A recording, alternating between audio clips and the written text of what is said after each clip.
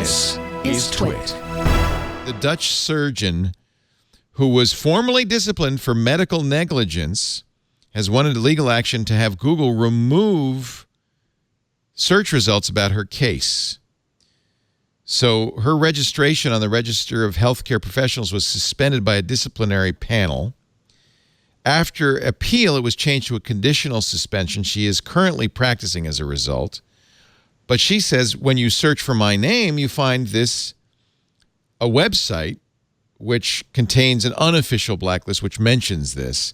She says it's a digital pillory, and she wants that removed. The Dutch data privacy watchdog agreed.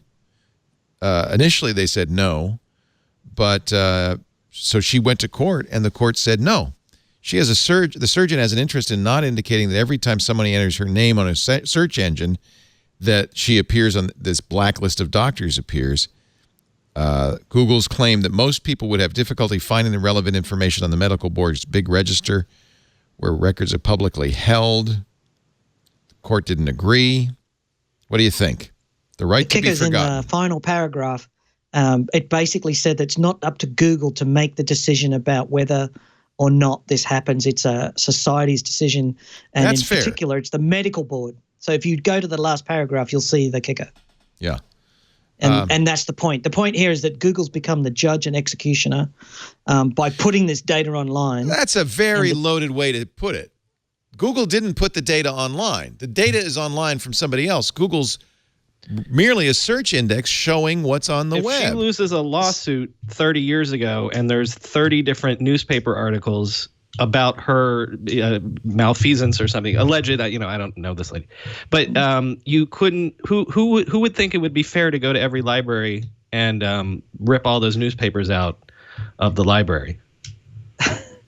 So you're saying that Google's response, so the thing to do is to edit the search results as opposed to bring down this blacklist site, for instance. Yeah. So the point is that the medical board found her to be, the initial case said that she was negligent. The medical board later ruled that she wasn't, but she's still listed on the site. She can't get the go site to the taken site. down. She can't. Why? It's outside the jurisdiction. Well, sorry, lady, but Google's job is not to make up for an inability. There's good reasons why you can't go and pull that site down. It's in a different country. Why should they go to Google?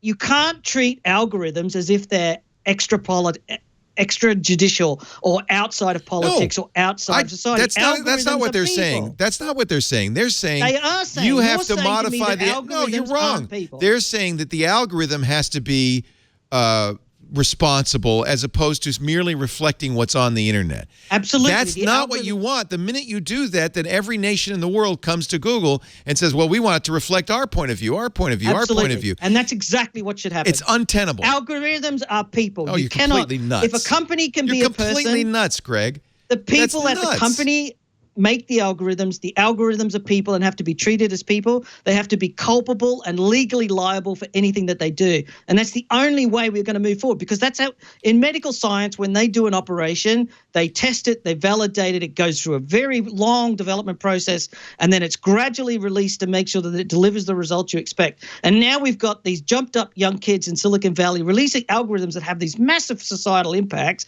and then going, you want to go back to the Middle Ages. It wasn't my fault, it's just the algorithm. You want to go back to the Middle Ages. What good is the internet if without a search engine that accurately reflects it? If I had a car and it rolled down the street and smashed into 5 vehicles causing damage and ran over a family of 5, who's liable? Completely inept analogy. It has nothing to do with that. No, it's not. It's the same. It's an algorithm just runs down the road and smashes in the car and runs over people. It's the same thing. In fact, I think you can make a strong argument. Google should be required to accurately reflect the internet. Otherwise, it's editorializing.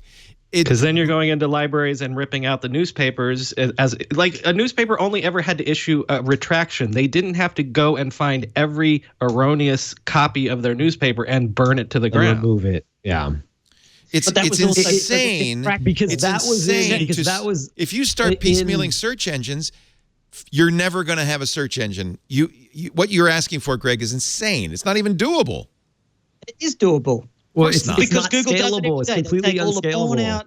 They take all the child abuse out. They take out. I would make the argument. That they feel like Funnily enough, their agree. algorithms can do it on YouTube. Big and mistake. Do it in search They should results. have never done that. I agree that Google opened, unfortunately, a can of worms when they started doing that. They shouldn't editorialize at all. They should attempt to make their algorithm accurately Google reflect and what's on the Facebook internet. and Snapchat and Twitter are all media companies. They choose what they publish. Now, just because it isn't a person That's where writing they made the something and publishing mistake. it, They should never have the done that. algorithm is a person, and it publishes, and it must be responsible and liable for the decisions it makes. So what you're saying is that what we're going to have is a search engine that editorializes constantly. And that's what it already does. Well, I don't think it already does, and I think you're pushing it in the other direction. It does some of it, which they should not have done.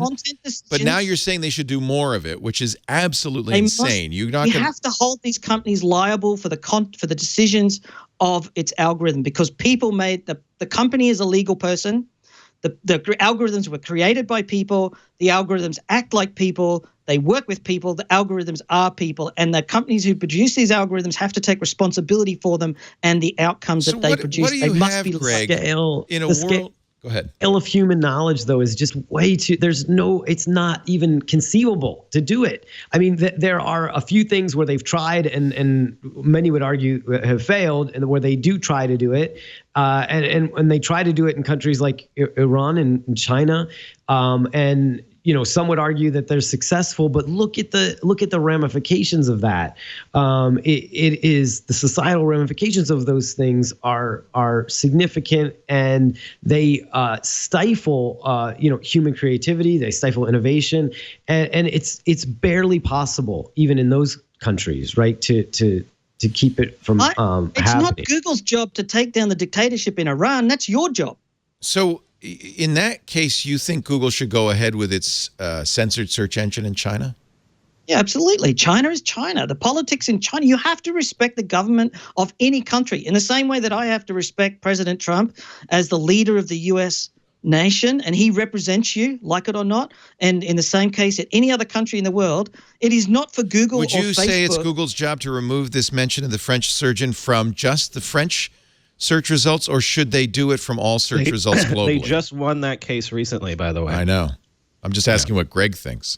Yeah, I think they should. Wrong. If the source has proven that something's wrong, then it should be taken down everywhere. Everywhere. Because the information is now false. Right? Now, and provably but you false. just put Google out of business, and doing so destroyed the public internet.